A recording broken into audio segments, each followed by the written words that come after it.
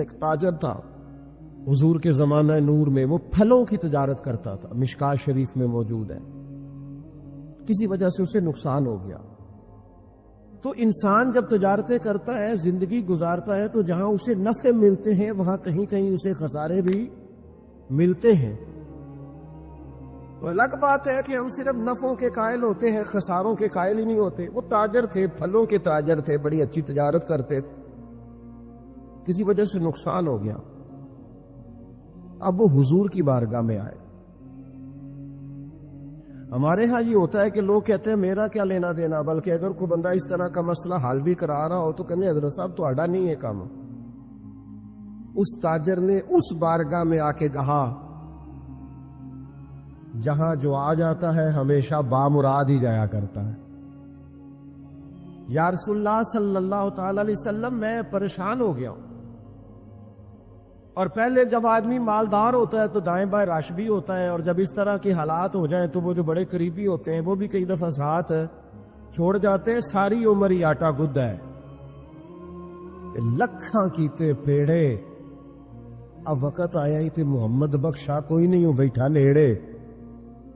لوگ نکل جاتے ہیں، کمزور پڑ گیا بندہ بیچارہ۔ حضور کی بارگاہ میں عرض گزار ہوا، یا رسول اللہ تکلیف میں ہوں، تاجر تھا، پھلوں کی تجارت کرتا تھا اور مشکات میں موجود۔ نبی پاک علیہ السلام نے دعا بھی فرمائی، کرم نوازی بھی فرمائی، رحمت بھی فرمائی، عطائیں بھی فرمائی، لیکن حضور نے نا صحابہ سے فرمایا سارے مل کے اپنے بھائی کی مدد کرو۔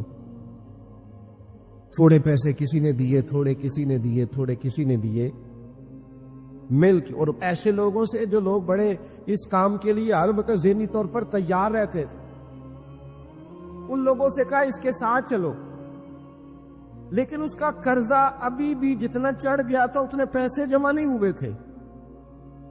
اللہ کرے میں آپ کو سمجھاؤں، یہ بھی اخلاقی بلندی والا کام ہے کہ کسی شخص کی کمزوری میں اسے اٹھانا، گرتے ہوئے کو سنبھالنا، پھسلنے والے کو سہارا دینا، بکھرنے والے کو بکھرنے سے بچا لینا، ٹوٹنے والے کو ٹوٹنے سے بچا لینا، پریشان ہو جانے والے کو سمیٹ لینا۔ اللہ کے پیارے رسول صلی اللہ تعالی علیہ وسلم نے فرمایا اپنے بھائی کی مدد کرو۔ لوگوں نے مدد کی، لیکن اس حد تک اس کے پاس پیسے نہ ہوئے جتنا اس کا قرضہ تھا۔ اب حضور نے ان لوگوں کو بلایا جن کے اس نے پیسے دینے تھے، اور پیسے دینے والوں سے کہا کہ اس کے پاس اتنے ہیں، اتنے لے لو، اور چلو تم بھی کچھ نیکی کرو، کچھ لے لو کچھ چھوڑ دو۔ حضرت ابو الحسن خرقانی تقریر کر رہے تھے، بات کر رہے تھے، تو کسی نے کہا کہ آپ حضرت بایزید بستامی رحمۃ اللہ علیہ کے سجادہ ہیں، تو حضرت بایزید کیسے آدمی تھے؟ تو فرمانے لگے حضرت بایزید کو جو دیکھتا تھا وہ کلمہ پڑھ جاتا تھا۔ باپ نے تو ماشاءاللہ قبول کر لیا، لیکن وہ جو سامنے بیٹھا تھا اس کی سمجھ میں بات نہیں آئی۔ وہ کہنے لگا حضور آپ نے کہہ دیا ہے پر میری عقل میں تو نہیں نہ آتا۔ نہیں آتا جس کی عقل میں، تو پھر اس کی عقل میں نہیں آتا۔ میں اکثر کہتا ہوں کہ بہت سارے لوگ ہیں جن کا کوئی پیر نہیں، اور ان کا ہو بھی نہیں سکتا۔ ان کا کوئی پیر اس لیے کہ مطلب اتنا سیانا بندہ اس کا کوئی پیر ہو جائے۔ اور میں تو پیروں کو مشورہ دوں گا کہ مہربانی کرنا ان کے پیر بننا بھی نہ، یہ بڑا مشکل کر دیں گے آپ کے لیے جینا۔ تو بہتری اسی میں ہوتی ہے کہ انسان سمجھے چیزوں کو اور دائروں کے اندر باتوں کو تسلیم کرنے کی عادت بنائے۔ تو کہا کہ جو دیکھتا تھا حضرت بایزید کو کلمہ پڑھ جاتا تھا، تو حضرت ابو الحسن خرقانی سے وہ شخص کہنے لگا جی بابا جی آپ عجیب بات کر رہے ہیں کہ دیکھا اور کلمہ پڑھ گیا، بندہ دیکھنے سے کیسے کلمہ پڑھ سکتا ہے؟ ابو جہل نے بڑی جگہ حضور کو دیکھا تھا، اس نے تو کلمہ نہیں پڑھا، اور بایزید بستامی کو دیکھ کر لوگ مسلمان ہو گئے، یہ کیسی بات ہے؟ تو حضرت ابو الحسن خرقانی فرمانے لگے مجھے اللہ کی عزت کی قسم، ابو جہل نے ایک دفعہ بھی محمد رسول اللہ کو نہیں دیکھا صلی اللہ، بڑی قسم اٹھا لی، ایک دفعہ بھی محمد رسول اللہ کو صلی اللہ ہو۔ تو شخص کہنے لگا حضور وہ چچا تھے حضور کے، اور دیکھا انہوں نے ایک دفعہ نہیں 1000 دفعہ۔ فرمانے لگے میں سفید داڑھی سے بوڑھا آدمی مسند پہ بیٹھ کے قسم اٹھا رہا ہوں، تو میری بات ہی نہیں سمجھ رہا۔ نہیں دیکھا ابو جہل نے محمد رسول اللہ صلی اللہ علیہ وسلم کو، نہیں دیکھا، تو کہا پھر کسے دیکھا؟ تو حضرت ابو الحسن کرکانی فرمانے لگے اس نے جب بھی دیکھا عبداللہ کے یتیم بیٹے محمد کو ہی دیکھا، یہ وہی عبداللہ کا یتیم بیٹا جو یہاں رہتا تھا، ایک دفعہ بھی اس نظر سے دیکھتا نا کہ یہ اللہ کے رسول ہے تو فوراً کلمہ پڑھ کے مسلمان ہو جاتا۔ جب بھی لوگ دیکھتے ہیں وہ اینک کی بڑی شاندار لگائی ہوئی ہے جس کے اندر سے کوئی آدمی بھلا نظر ہی نہیں آتا، تو ان کو پھر بھلائی نصیب نہیں ہوتی۔ ایک نظر سے بھی اگر انسان دیکھتا ہے کہ جس سے اسے بھلائی چاہیے تو پھر اللہ اسے توفیق ہدایت عطا کر دیتا ہے۔ میں گاڑی میں سفر کر رہا تھا، بچہ میرے ساتھ گاڑی چلا رہا تھا، تو 2-4 دیہاتی لوگ گاڑی کے آگے وہ سڑک پہ کھڑے تھے، تو اب سمجھ نہیں آ رہی تھی کہ یہ آگے کی طرف جانا چاہ رہے ہیں کہ پیچھے کی طرف آنا چاہ رہے ہیں۔ تو اس بچے نے سخت لفظ کہے، یار حد ہو گئی ہے، لوگوں کو سڑک کراس کرنے کی بھی عقل نہیں۔ میں نے کہا پتر یہ مقام شکر تھا، میں نے بسوں پہ سفر کیا ہے، مجھے اس کی تکلیف کا پتہ ہے۔ آپ کے نیچے گاڑی ہے اور آپ کو صرف 2 منٹ رکنا ہے کہ یہ گزر جائیں اور آپ اسی پر ہی پریشان ہیں۔ آپ ان کو گزر جانے تھے، آپ بریک لگا لیں، یہ آگے جائیں یا پیچھے جائیں، ٹائم دیں، قدر کریں۔ اگر اللہ نے نعمت دی ہے اسے ذاتی حق نہ سمجھے۔ ایک تو ناقدری زوال نعمت کا باعث بنتی ہے، پھر ناشکری، جب لوگ شکر نہیں نہ کرتے پھر نعمتیں چلی جاتی ہیں۔ لَإِن شَكَرْتُمْ لَأَزِيدَنَّكُمْ، اگر تم شکر کرو گے تو میں نعمتوں میں اضافہ کر دوں گا۔ اور رب فرماتا ہے وَلَئِن كَفَرْتُمْ إِنَّ عَذَابِي لَشَدِيدٌ، اگر تم نے کفران نعمت کیا تو میرا عذاب بھی بڑا سخت ہے۔ تو اس عذاب کا ایک معنی یہ بھی علماء نے کیا ہے کہ وہ نعمت تم سے چلی جائے گی اگر شکر نہیں کرو۔ کفران نعمت کرو گے، ناشکری کرو گے، وہ نعمت رخصت ہو جائے گی۔ بہت سارے لوگ ہیں قدر ہی نہیں کرتے۔ جہاں بھی آپ ہیں، جس مقام پر بھی ہیں، جہاں بھی ہیں، آپ کا سینہ ہر وقت چوڑا ہونا چاہیے۔ میں اپنے دوستوں کو سمجھانے کے لیے کہا کرتا ہوں کہ میں ناز سے کہتا ہوں جس طرح کے استاد مجھے ملے ہیں دنیا میں کسی کو نہیں ملے، اور جس طرح کے ماں باپ مجھے ملے ہیں میرا خیال ہے شاید کسی کو نہ ملے ہوں، اور پھر اس کے بعد جس طرح کے دوست، شاگرد، مرید، پیار کرنے والے، کہ دیکھو نا دوستوں کو جگہ نہیں ملی، کھڑے ہیں یہاں پہ۔ تو میں پھر کبھی کبھی ناز سے کہا کرتا ہوں خدا جانے بلندی ہے کہ پستی، پر جہاں میں ہوں وہاں کوئی نہیں ہے۔ آپ جہاں ہیں، جس مقام پر ہیں، آپ کی طبیعت شکر کے اندر ڈھلی ہوئی ہو۔ ایک ہمارے یہاں بچہ پڑھا کرتا تھا تو اچھے کھاتے پیتے گھر کا تھا، تو ہر وقت کی لڑائی، فلانی چیز نہیں ملی، فلانی چیز نہیں ملی، ہر وقت کا رٹا۔ تو مدرسے میں بچے کام لگے ہوئے تھے، تو ہماری مسجد کی نا چھوٹی مسجد کی کھڑکیوں سے مدرسہ نظر آتا ہے۔ میں نے اسے کہا پتر وہ دیکھ ذرا کیا ہونے لگا ہے۔ تو مزدور نے پونا کھولا، دوپہر کا ٹائم تھا، پھر اس نے ہاتھ دھوئے، پونا کھولا، پانی رکھا، پھر وہ چھوٹا سا توڑا تھا سیمٹ والا وہ بچھا کے اس پر وہ بیٹھ گیا۔ پھر اس نے جب وہ کھولا نا پونا تو اس میں سے جو روٹی تھی وہ کافی ساری، اچار وغیرہ، سالن، وہ کچھ بونے کو بھی لگ گیا تھا۔ پھر اس نے جس شوق سے بسم اللہ پڑھی ہے نا، اور جس مزے سے روٹی کھائی ہے نا اس نے، اور پھر اسے اس کا تلفظ نہیں ٹھیک ہوگا، پر لفظ تاثیر سے بنتے ہیں، تلفظ سے نہیں۔ ہو سکتا ہے اسے سیکھنے کی ضرورت ہو، لیکن اس نے جب وہ کھا کے ہاتھ اٹھائے نا اور کپڑے سارے مزدوری سے بھرے ہوئے، اور جس ذوق سے اس نے آسمان کی طرف دیکھا، میں نے کہا پتر اس کو رزق کھانا کہتے ہیں اور اس کو شکر کرنا کہتے ہیں۔ یہ لائن لگی ہوئی ہے کھانے پینے والی چیزوں کی، اور اے میں نہیں کھانی، تو اے میں نہیں کھانی، تو یہ میری پسند کی نہیں ہے، تو یہ میرے ابا جی کہا کرتے تھے بھوک لگی ہوئے تے ہر شے دا سواد ہے، تے نہ لگی ہوئے تے بڑے نخرے نے۔ نہ قدری اور نہ شکری یہ زوال نعمت کا باعث بنتی۔ کبھی نہ شکری نہ کرے، جو چیز ہے اس پر خدا کا ڈھیروں ڈھیر شکر ادا کرے، اور ہر حال میں شکر ادا کرے۔ کہے مالک نے جو مجھے دیا ہے کرم ہی ہو گیا ہے، جو اللہ نے مجھے عطا کی ہے اس پر اس کی رحمت ہو گئی، فضل ہو گیا۔ حضور علیہ السلام نے فرمایا 70,000 لوگ ہوں گے جنہیں رب حساب کے بغیر جنت عطا کر دے۔ فرشتے بھی حیران ہو کے پوچھیں گے تم کون ہو، کوئی حساب کتاب ہی نہیں ہوا؟ وہ کہیں گے ہم وہ ہیں جو ہر حال میں اپنے رب کا شکر ادا کرتے۔ وجود ڈھلے، میں اپنے دوستوں سے کبھی کبھی کہتا ہوں میرا نا وجود ڈھلتا ہے۔ کبھی آپ نے موم بتی دیکھی؟ اس کا وجود ڈھلتا ہے. ایک درویش نے کہا ہے وہ اس لیے ڈھلتا ہے کہ وہ سمجھتی ہے میرے اوپر روشنی ہے، اس روشنی کی وجہ سے وہ ڈھلتی جاتی ہے، وہ نعمت بڑی ہے، میرے اوپر نور ہے، لہذا وہ شکر میں ساری ڈھل جاتی ہے، ملیا میٹ ہو جاتی ہے. تو میں بھی کبھی کبھی دوستوں سے کہتا ہوں یار میرا وجود ڈھلتا ہے خدا کے شکر میں. کبھی کبھی دل کرتا فٹافٹ سجدے میں چلا جاؤں، ایک منٹ نہ لگا. یہ ادارہ مکمل ہوا ہے نا، یہ ہم نے شروع کیا تو مجھے ایک صاحب کہنے لگے 40 سال لگ جانے نے مولوی مسیطہ نہیں مکمل کر دے. اور میرے دماغ میں بات اڑ گئی، پھر یہ مکمل ہو گیا. اور اللہ کے فضل سے اس طرح مکمل ہوا ہے کہ علماء دیکھنے کے لیے آتے ہیں اور دیکھ کر کے لوٹ کے جاتے ہیں تو کہتے ہیں کمال ہی ہو گئی. تو میں کہتا ہوں خدا جانے بلندی ہے کہ پستی، پر جہاں میں ہوں وہاں شکر کرے، زندگی میں شکر کا مزاج پیدا کرے، شکر کی، اور ہر حال میں کرے. 2 بجے رات کو ایک شخص سید ابو البرکات شاہ صاحب سے مسئلہ پوچھنے آ گیا تو ان کے بیٹے سید محمود احمد رضوی صاحب رحمۃ اللہ تعالی علیہ ناراض ہو گئے، کہنے لگے کوئی ٹائم ہے مسئلہ پوچھنے کا، سویرے نہیں پوچھ سکتے تھے؟ تو سید صاحب تھے نا، کہنے لگے محبوب شکر نہیں ادا کرتے، کوئی اللہ کے رسول کے دین کی بات پوچھنے آیا.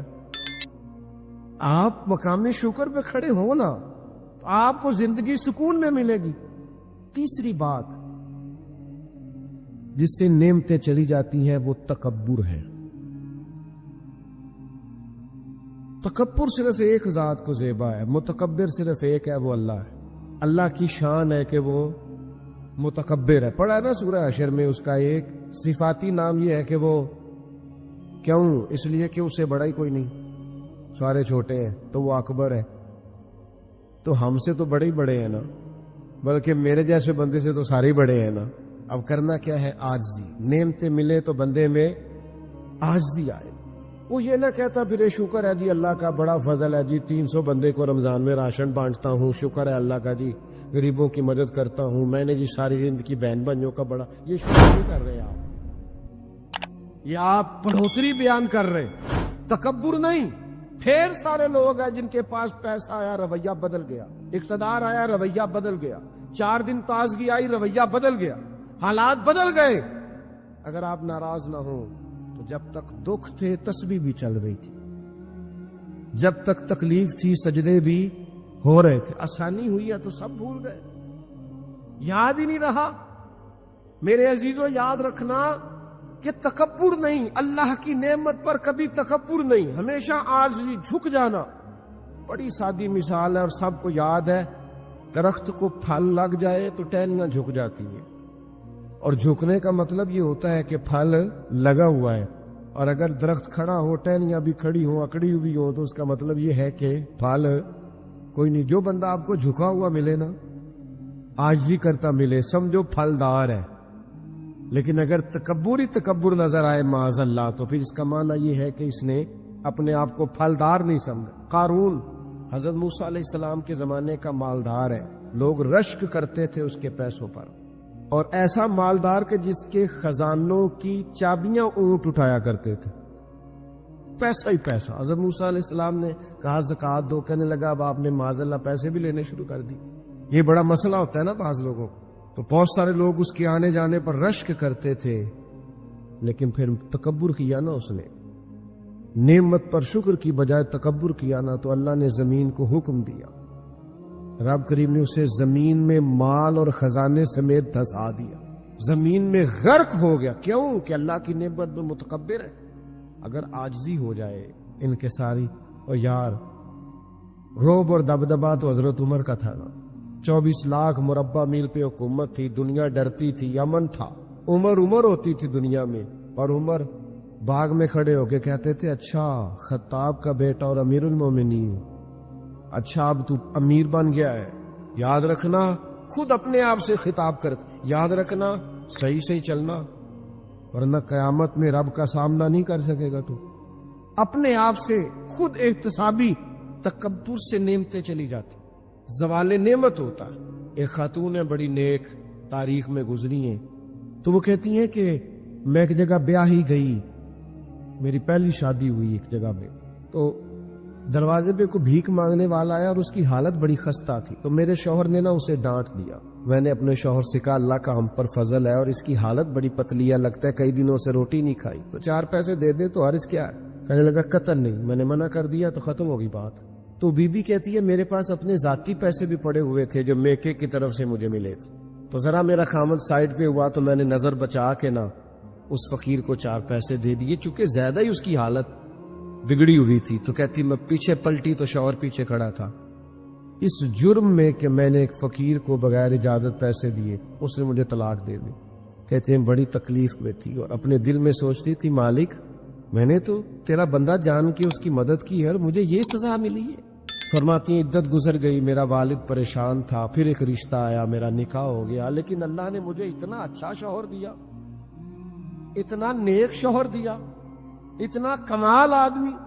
فَإِنَّ مَعَ الْعُسْرِ يُسْرًا إِنَّ مَعَ الْعُسْرِ يُسْرًا، مشکل کے بعد اللہ آسانی دیتا۔ کمال شوہر اللہ نے مجھے دیا، نیک، صالح، محبت کرنے والا۔ فرماتی ہیں اسی طرح میں ایک دن اپنے شوہر کے ساتھ بیٹھی تھی، دروازے پہ دستک ہوئی تو میں شوق میں اٹھی، اپنے شوہر سے کہا میں دے کے آؤں فقیر کو؟ کہنے لگا جتنا مرضی دے دو۔ کہتے ہیں دروازے پہ گئی تو میری چیخ نکل گئی، اس لیے کہ دروازے پہ جو مانگنے آیا وہ میرا پہلا شوہر تھا۔ بے پرواہی ویک سجن دی جتھے کسے دی پیش نہ جاوے، انہیں مالاں والے در در رولے تے منگتے تخت بٹھاوے، اوے سجناؤ کسے نو کارا مل دئی، کوئی کعبے او خالی آوے۔ وہ میرا پہلا شوہر دروازے، کہتے وہ بھی تڑپ گیا۔ کل تک تکبر تھا، غرور تھا کہ ہم مالدار ہیں، ہم کسی غریب کو کیا دیں، لیکن آج یہ حال ہے کہ وہ خود دروازہ بھیک مانگ رہا تھا۔ نہ قدری، نہ شکری، تکبر یہ زوال نعمت کا باعث بنتا، انسان کے پاس سے نعمت رخصت ہونے لگ جاتی ہے۔ ایک چوتھی بات جو زوال نعمت کا باعث بنتی ہے وہ یہ ہوتی ہے کہ اللہ کی نعمت کو صرف اپنا حق سمجھ لینا۔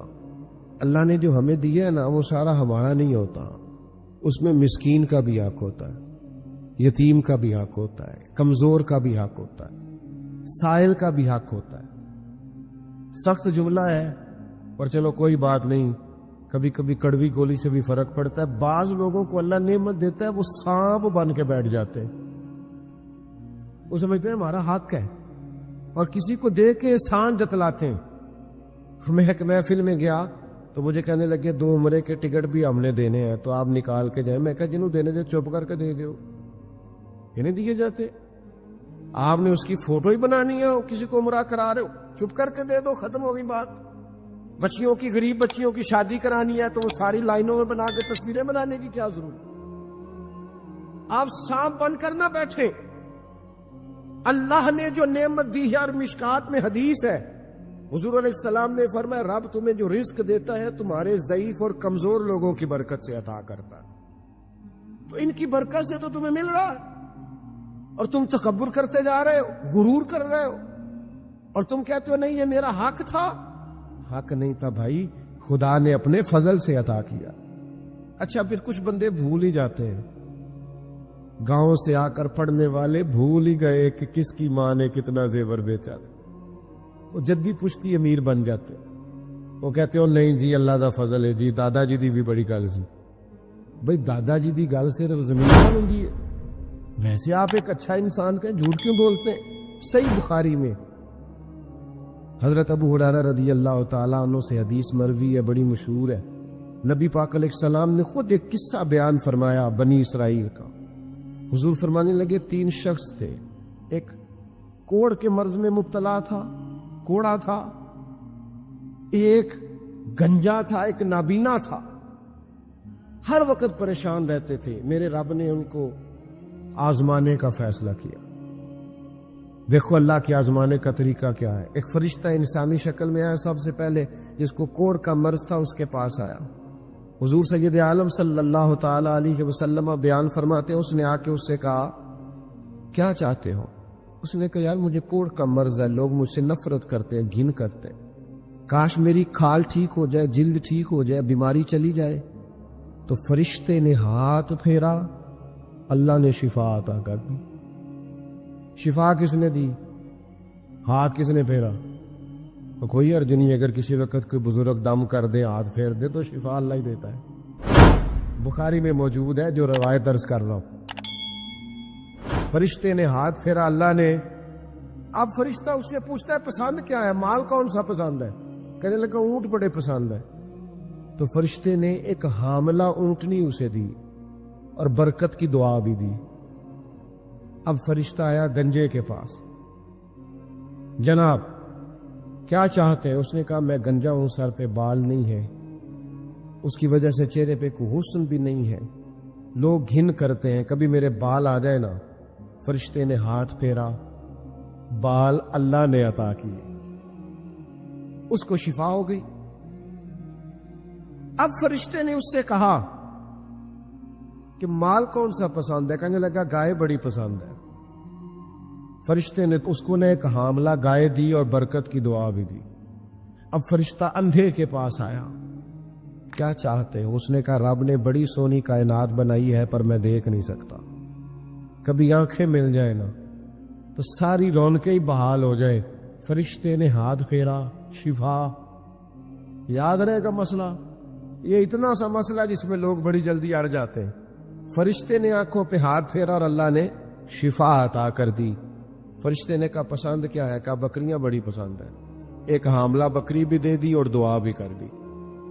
اب وہ جس کو اونٹنی دی تھی حاملہ، اس کی حضور فرماتے ہیں پوری وادی اونٹوں کی بھر گئی، اور جس کو گائیں دی تھی اس کی پوری وادی گائیوں سے بھر گئی، اور جس کو بکری دی تھی پوری وادی ریوڑوں کے ریوڑ بکریوں کے تیار ہو گئے۔ اب رب نے فیصلہ کیا آزمائش کرنے کا۔ میں نے بہت پہلے کہا تھا، بات پھر دہراتا ہوں، زوال امتحان نہیں ہوتا، عروج امتحان ہوتا ہے۔ اصل تو آپ کا پتہ عروج کے دنوں میں چلتا ہے۔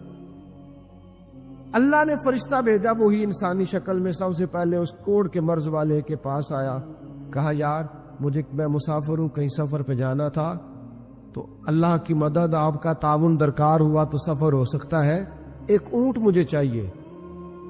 تو اس نے وہی بات کی جو کئی امیر لوگ کرتے ہیں، یہ صحیح بخاری میں موجود۔ کہنے لگا یار میرے ذمے تو حقوق ہی بڑے ہیں، سادہ ترجمہ کریے، میرے تے خرچے ہی بڑے لے لی تو انہوں کی دسی، ادھر بھی جا رہا ہے، ادھر بھی، اے بھی آسمان میں تمے ہے، اے بھی میں، اتنے خرچے ہیں میرے، یہ بھی کرنا ہے، وہاں بھی کرنا ہے۔ اس نے کوئی بات سنائی تو وہ فرشتہ کہنے لگا تو پہلے ایک کوڑی نہیں تھا، تو ناراض ہو گیا۔ کہنے لگا میں تو جدی پشتی رئیس اعظم ہوں، باپ دادا کی جائیداد ہے ساری جو مجھے ملی ہوئی۔ اس نے کہا اگر تو جھوٹا ہے نا تو اللہ کرے اسی طرح کا ہو جائے جس طرح کا پہلے تھا۔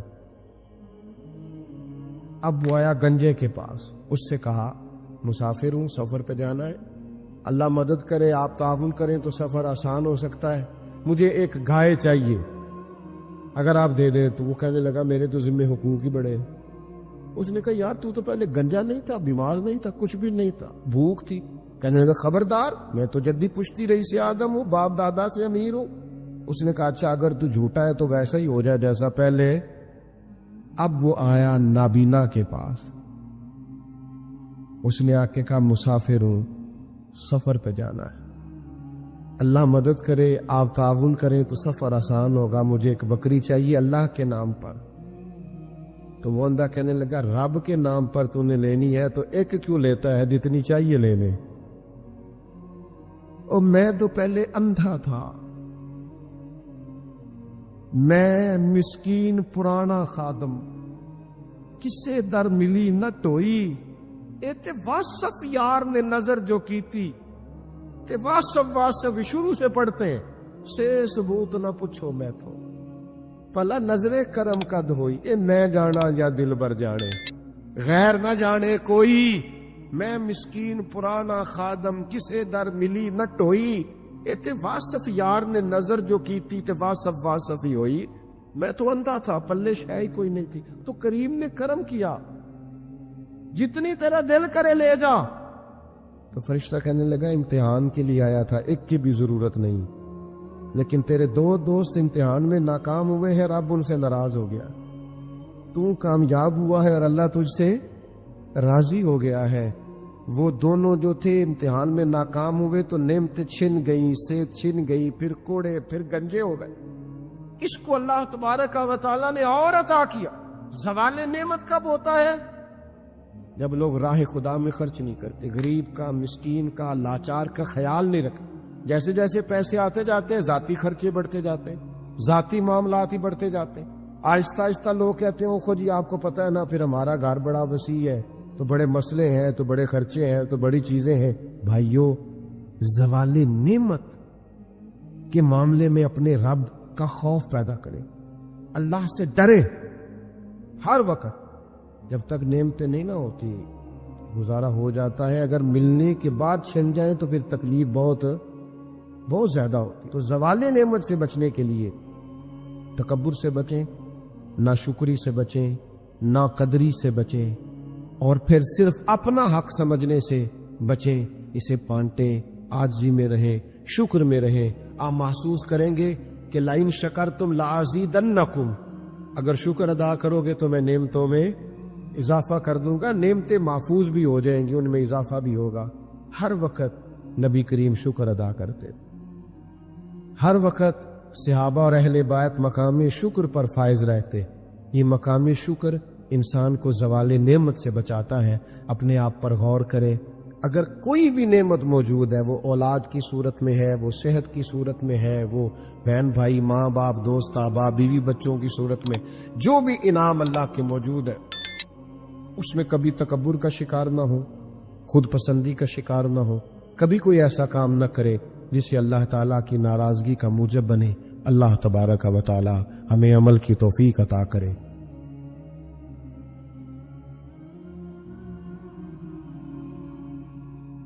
میرے رسول کریم سید عالم صلی اللہ علیہ وسلم اپنے غلاموں پہ کرم فرماتے۔ شاہ ولی اللہ محدث دہلوی ہندوستان میں جتنے مکاتب فکر ہیں سب کے متفقہ پیشوا ہے شاہ ولی اللہ، جو بھی کسی مکتبہ فکر سے تعلق رکھتا ہے شاہ ولی اللہ صاحب سے اس کا سلسلہ حدیث ملتا ہے۔ شاہ ولی اللہ صاحب کہتے ہیں میرے ابا جی شاہ عبد الرحیم محدث دہلوی بیمار ہو گئے، ساری زندگی نبی پاک کا دین پڑھایا، ساری زندگی حضور کے فرمان سے لوگوں کو آگاہ کیا، قرآن و سنت کا درس دیا، فالج ہو گیا، لوگ باتیں کرنے لگے۔ کہتے ہیں میرے والد صاحب کہتے ہیں میں رونے لگا کہ یا رسول اللہ میں کسی اور کا تو نہیں، میں تو آپ کا ہوں، نظر کرم ہونی چاہیے۔ فرماتے ہیں میرے والد گرامی کہ اچانک میرے گھر میں روشنی پھیلنے لگی، خوشبو آنے لگی، اور میرے استاد گرامی شاہ عبد العزیز محدث دہلوی خواب میں آئے، کہنے لگے عبد الرحیم یہ چارپائی سیدھی کر، جس طرف تیری چارپائی کے پیر ہے یہ دروازہ اس طرف کھلتا ہے، جلدی سے سائیڈ بدل۔ کہتے ہیں میں نے فٹافٹ شاگردوں سے کہا سائیڈ بدل دی۔ میں نے کہا استاد جی کیا ہونے لگا ہے؟ کہنے لگے تیرے گھر میں رسول اللہ تشریف لا رہے ہیں، نبی پاک کی جلوہ فرمائی کا وقت ہے۔ انفاس العارفین میں شاہ ولی میں نے اس آدمی کی بات چھیڑی ہے جو سب کے متفقہ ہے۔ کہتے ہیں اندر آئے، نور آیا، روشنی آئی، خوشبو آئی۔ شاہ عبد الرحیم صاحب کہتے ہیں میں کیا دیکھتا ہوں، مصطفیٰ کریم آئے ہیں، ایک طرف ابو بکر صدیق ہے، دوسری جانب مولا علی شیر خدا ہے۔ فرماتے حضور تشریف لائے، اپنا کوئی ملے تو دکھ سارے یاد آ جاتے ہیں۔ کہتے ہیں وہ بیماری کا دکھ، ایک تنہائی، ایک غربت، ایک بیماری، ایک بڑھاپا، ایک لوگوں کے تانے، حضور کو دیکھا نا تو میرے آنسو دریا کی طرح بہے۔ کہتے رسول پاک میرے قریب آئے، میں فالج زدہ تھا، اٹھ نہیں سکتا تھا، چارپائی پہ بیٹھے بیٹھے میں نے حضور کے سینے پہ سر رکھ دیا اور رونے لگا، میرے آنسو حضور کے کرتے پہ گرنے لگے۔ کہتے ہیں نبی پاک کی داڑھی مبارک میرے چہرے سے لگنے لگی۔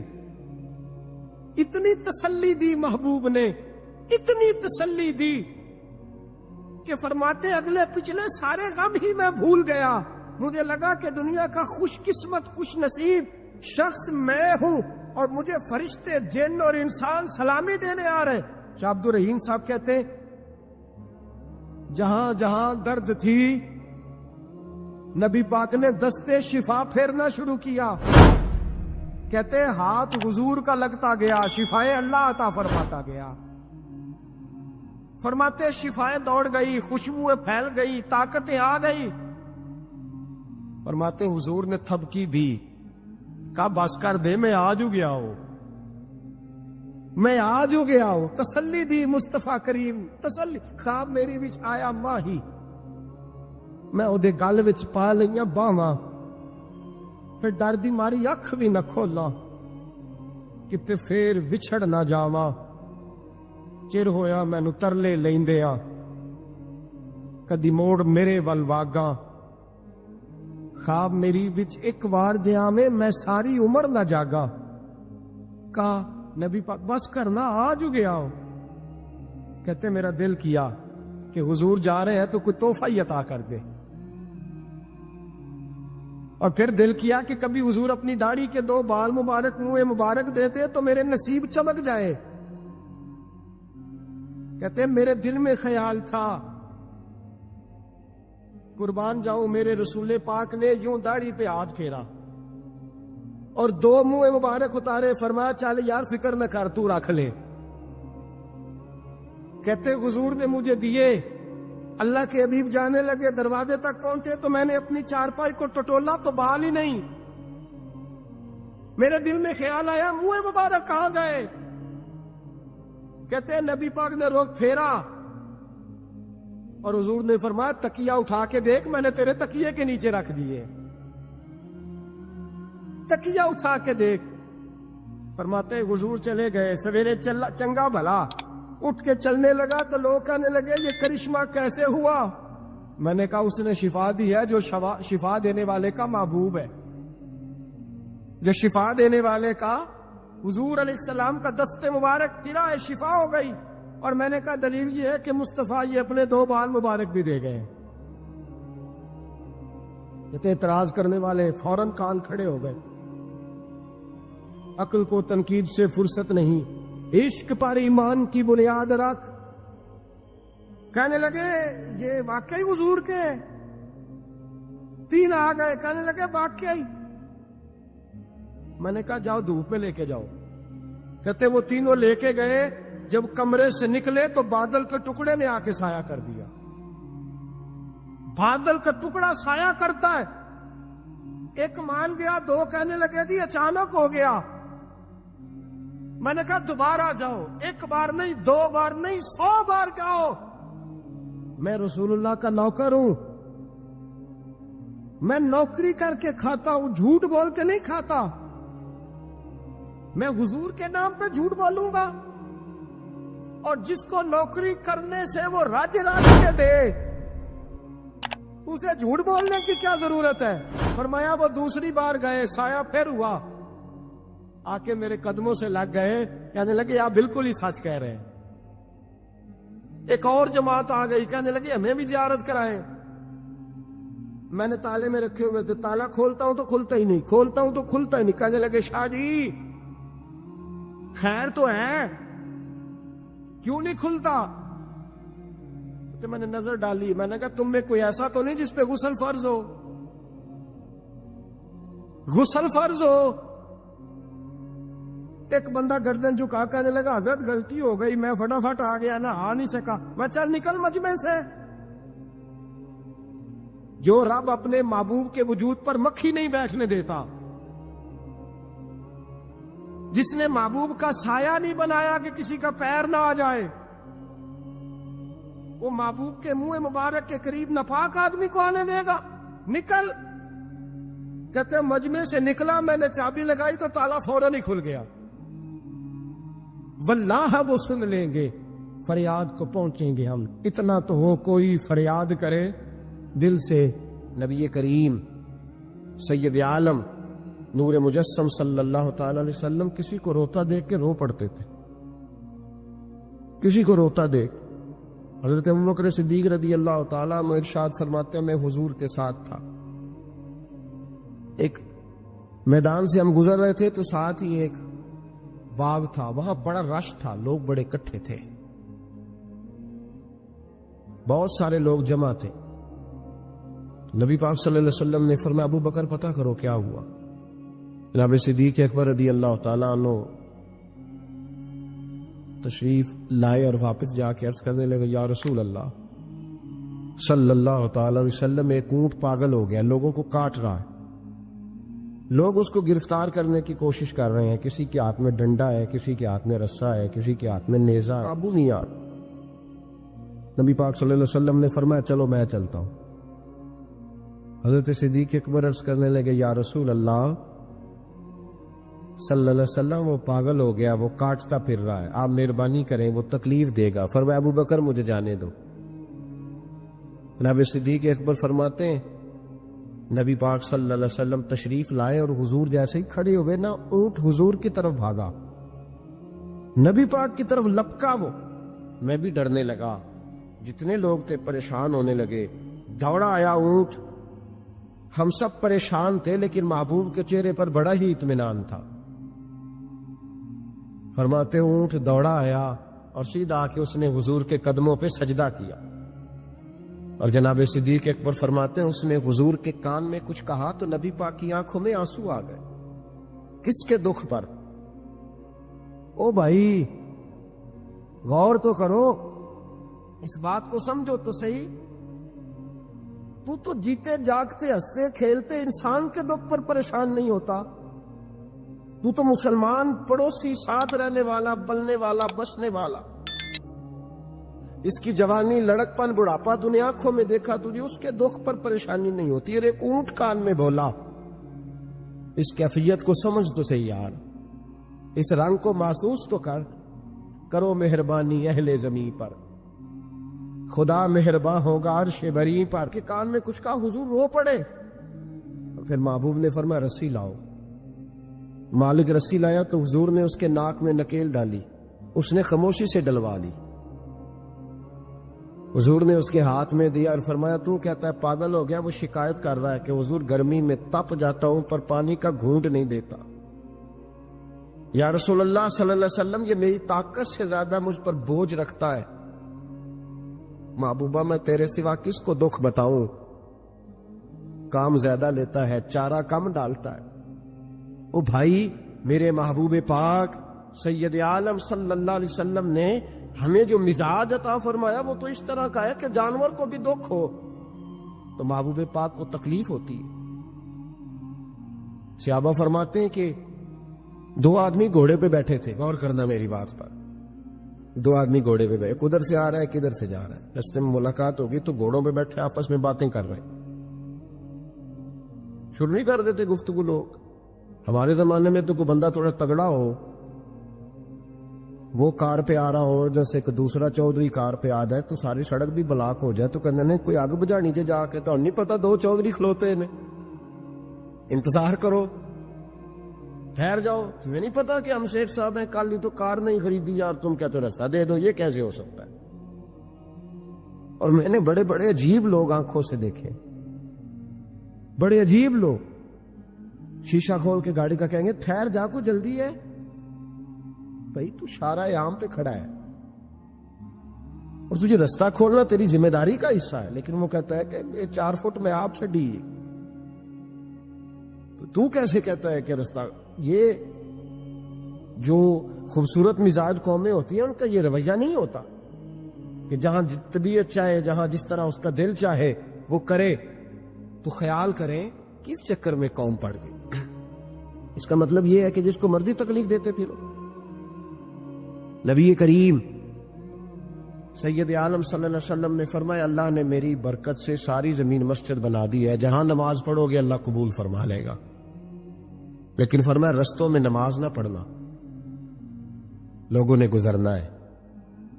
رستوں میں شارع عام پر نماز کی نیت باندھنے کی اجازت نہیں ہے. تو میرے عزیز بھائی غور فرمائے, 2 آدمی, ایک ادھر سے گھوڑا لے کے آ رہا ہے, کدھر سے جا رہا ہے.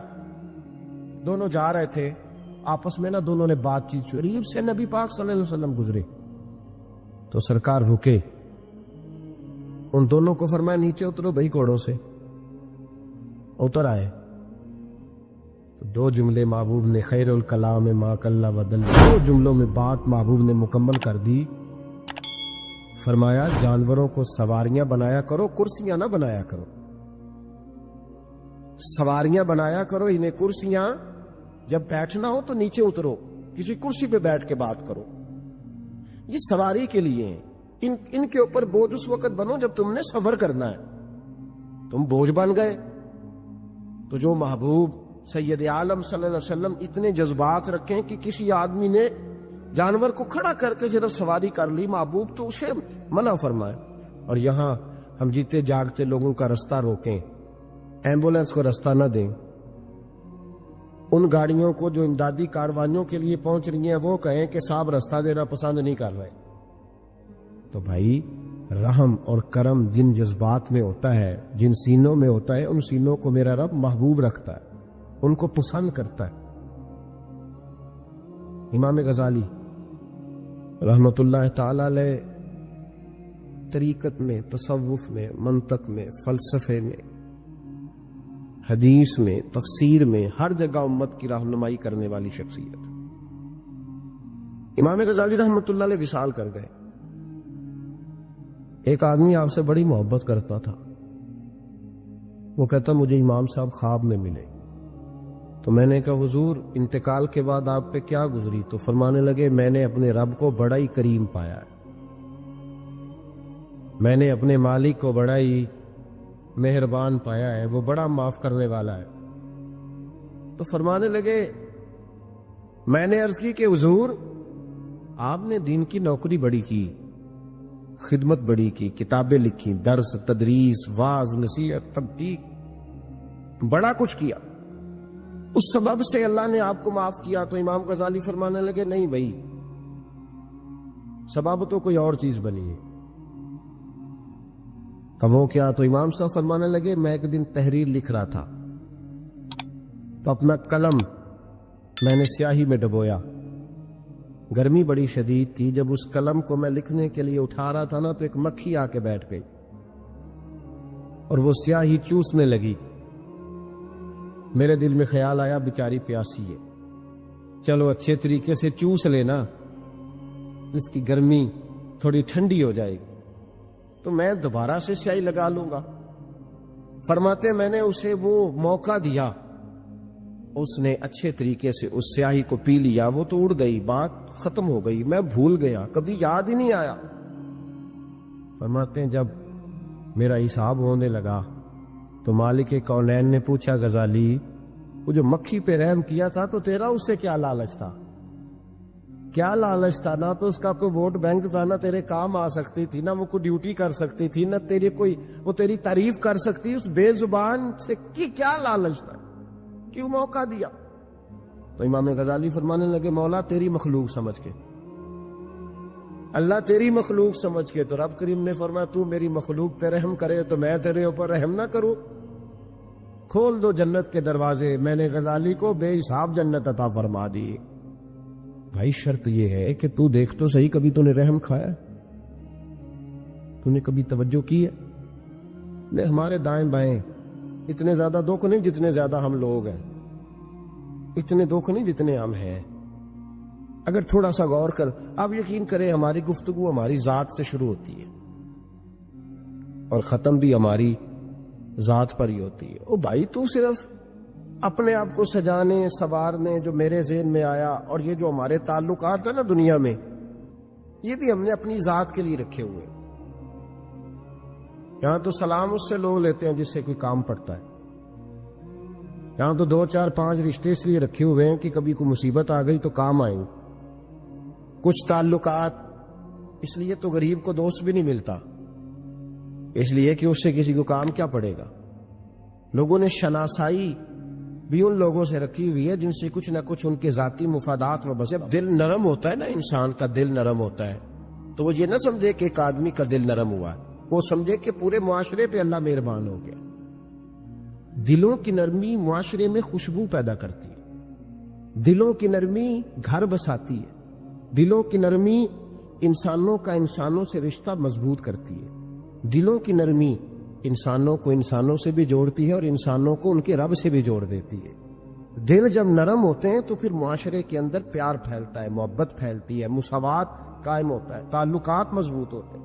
اس لیے دل صحابہ کرام میں سے اگر کسی کا دل سخت ہوتا تھا تو وہ نبی پاک کی بارگاہ میں حاضر ہو کے دعا پوچھتا تھا. حضرت عائشہ صدیقہ نے کہا یا رسول اللہ صلی اللہ علیہ وسلم دل سخت ہو گیا. تو فرمایا یتیم کے سر پہ ہاتھ پھیرا کر, دل کو اللہ نرمی عطا فرما دے گا. ایک صحابی نے عرض کی حضور دل سخت ہو گیا, تو نبی پاک نے فرمایا موت کو یاد کیا کر, تیرا دل نرم ہو جائے. ایک نے کہا حضور میرا دل زنگ آلود ہو گیا, تو محبوب نے فرمایا قرآن پاک کی تلاوت کیا کر. دلوں کا زنگ اللہ, تو یہ بہت بڑی بیماری ہے. اگر دل میں سختی آ جائے, انسان سخت گیر ہو جائے, لالچ کے رشتے قائم کرنے, تو بیمار ہو گئے. صحابہ اس کا علاج پوچھتے تھے, عرض کرتے تھے یا رسول اللہ اندر سختی آ گئی ہے, زنگ آلود ہو گیا مزاج, کوئی دعا تجویز کریں. تو محبوب دعا بتلایا کرتے.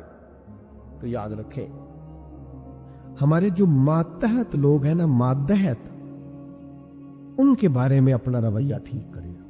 جن لوگوں کو اللہ تعالیٰ نے پیسے دیے ہیں نا, یا مالک نے انہیں کوئی عہدہ دے دیا ہے, یا ان کے پاس کوئی 10 20 50 200 لوگ کام کرتے ہیں,